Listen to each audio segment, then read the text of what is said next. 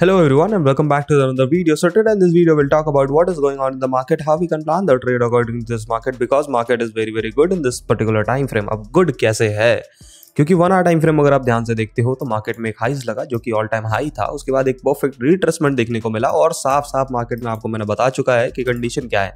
Condition ये है कि भाई ये एक ट्रेंड लाइन है जिसको मार्केट पकड़ के चल रहा है एकदम बढ़िया से, ठीक है। अब इस ट्रेंड लाइन को पकड़ के चल रहा है तो व्हाट दैट मींस कि मार्केट में बुलिश स्ट्रक्चर है, बेयरिश नहीं। Market is fucking bullish at that particular time frame की मार्केट अपने हायर हाइज फॉर्मेशन को कंटिन्यू रख रहा है।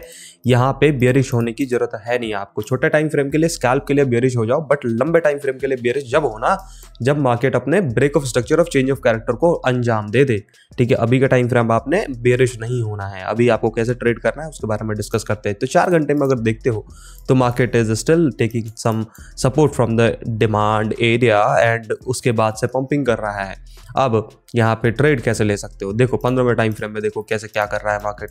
ये जो हमने शॉर्ट साइड ट्रेड लिया था, वेरी गुड ट्रेड, 1600 पॉइंट का डंपिंग मिला था। Hopefully you book the profit, very good dumping, ठीक है। अब क्या हो सकता है possibility, let me remove the drawings and then will talk about it. देखो there is a supply area available in the market, so ये सप्लाई एरिया है, ठीक है। उसके बाद डिमांड एरिया क्या बनता है, डिमांड एरिया बनता है आपका ये, ठीक है। ये डिमांड एरिया है और ये सप्लाई है। अब यहाँ पे ट्रेड कैसे लोगे आप, देखो मार्केट में एक अच्छी खासी रिट्रेसमेंट पंपिंग हुई है ना, रिट्रेसमेंट पंपिंग है ना।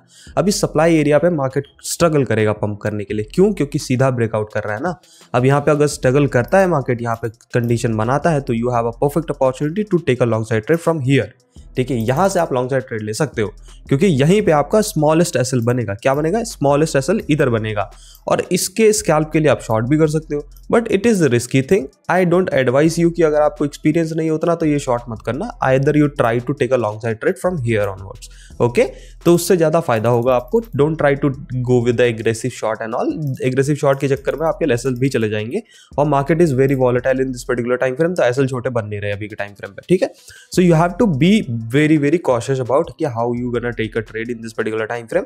देखिए सप्लाई एरिया है, सप्लाई से रिजेक्शन ले लीजिए, यहाँ पे कुछ पैटर्न बनने दीजिए, पैटर्न बने तो उसके बाद डंपिंग करने दीजिए, डंपिंग हो जाए यहाँ पे सपोर्ट एरिया पे सपोर्ट लेने लगे तो फिर लॉन्गिंग अपॉर्चुनिटी उठा लो, ठीक है। सिंपल है। अगर मार्केट में 1 आवर टाइम फ्रेम पे आ जाओ, ठीक है, 1 आवर टाइम फ्रेम में मार्केट अपने प्रीवियस बॉटम को ब्रेक करने में कामयाब हो जाए, उसके बाद आपके दिन शुरू हो जाएंगे बढ़िया, ठीक है। मतलब कि अगर मार्केट केपेबल हो गया इस एरियाज को तोड़ने में जो कि है 90,200 का एरिया, ठीक है, 160 से लेके 90,700 का लेवल, अगर ये तोड़ने में कामयाब हो गया तो ही आपके पास कंडीशन बनेगी शॉर्ट की। उससे पहले कोई कंडीशन नहीं है शॉर्ट की, लंबे शॉर्ट की कोई कंडीशन नहीं है। कोई ट्रेड होप में लेने की कोई जरूरत नहीं है कि भाई मेरी लिक्विडेशन $1 मिलियन है, मैं शॉर्ट लेके बैठ जाऊं, नहीं लेनी है, ठीक है।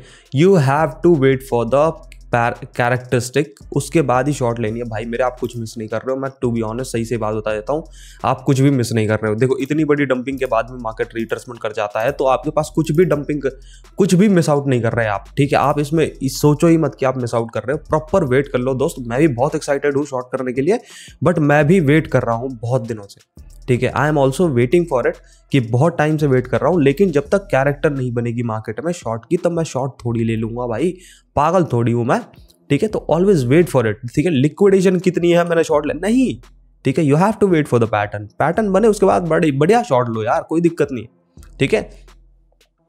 Now let's talk about the Ethereum कि क्या कर रहा है इथेरियम अभी के टाइम फ्रेम में। इथेरियम की अगर बात करोगे तो इथेरियम कोशिश कर रहा है भाई ब्रेकआउट करने की बार, ठीक है। 4 घंटे में देखोगे तो एकदम परफेक्ट ब्रेकआउट करके ट्रेंड लाइन पे ही सपोर्ट लेने की कोशिश कर रहा है, बट कर नहीं पा रहा बेचारा, ठीक है। तो अब इसमें कर क्या सकते हैं अपन, देखिए 1 आवर टाइम फ्रेम में अगर आप ध्यान से देखोगे तो this is high is very important for the Ethereum जो कि है 3162 का एरिया। 3162 का एरिया बहुत इंपॉर्टेंट है। जब तक मार्केट इसको कामयाब नहीं हो जाता ब्रेक करने में, ऊपर क्या घंटा जाएगा, ठीक है। तो घंटा लेके आया था, घंटा लेके जाएगा इथेरियम। तो ध्यान रखना इथेरियम में जब तक ब्रेकआउट नहीं होगा, जब तक आपके पास कोई अपॉर्चुनिटी नहीं है इथेरियम में कुछ करने की, और कहीं खुदा ना खास्ता ये गिर गया तो ये 2700 पे पहुंच जाएगा, इसमें टाइम ही नहीं लगेगा गिरने में, साढ़े में, ठीक है। तो बावड़ी पूछ है ये इथेरियम से थोड़ा ध्यान रखना। मतलब ब्रेकआउट भी तो बढ़िया ही करता है ये, बट ध्यान रखिएगा अभी के टाइम फ्रेम में एग्रेसिव मत जाइए। सोलाना की अगर बात करोगे तो सोलाना थोड़ा सा ब्रेकडाउन करके बैठा है अभी के टाइम फ्रेम पे, थोड़ा एग्रेसिव हो जाएगा इसमें लॉन्ग लेना, तो मैं रिकमेंड करूंगा कि आप डिमांड एरिया पे वेट करो इसमें, ठीक है। इसका डिमांड बैठता है 214 के आसपास का एरिया, यहाँ पे शॉर्टिंग कंडीशन बनती है, बट मैं एडवाइस नहीं करूंगा because market is very volatile in this particular time frame,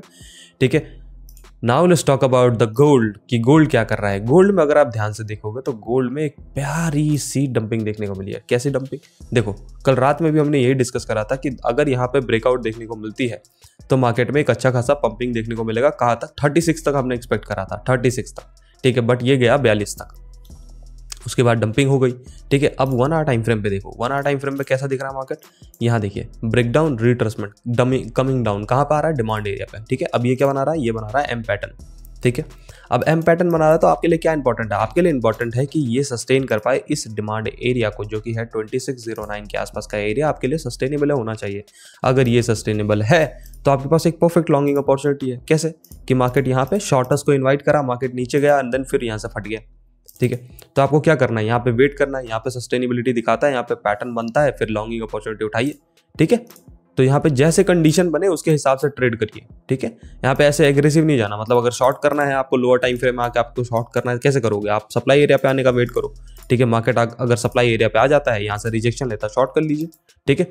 क्या ही लेवल है ये, ठीक है। ये लेवल है आपका नियर अबाउट 2631 के आसपास का एरिया। यहाँ पे रिजेक्शन लेता है तो market go for a short side trade, बढ़िया शॉर्ट बनेगा आपके लिए। रिजेक्शन नहीं लेता तो लॉन्ग के लिए चले जाना, ठीक है। सो आज के लिए इतना ही। वीडियो अगर पसंद आए हो तो लाइक शेयर कमेंट करना, चैनल पे अगर नए हो तो सब्सक्राइब करना मत भूलना। मिलते हैं नेक्स्ट वीडियो में, तब तक के लिए stay healthy, stay safe, take care, bye bye, good night.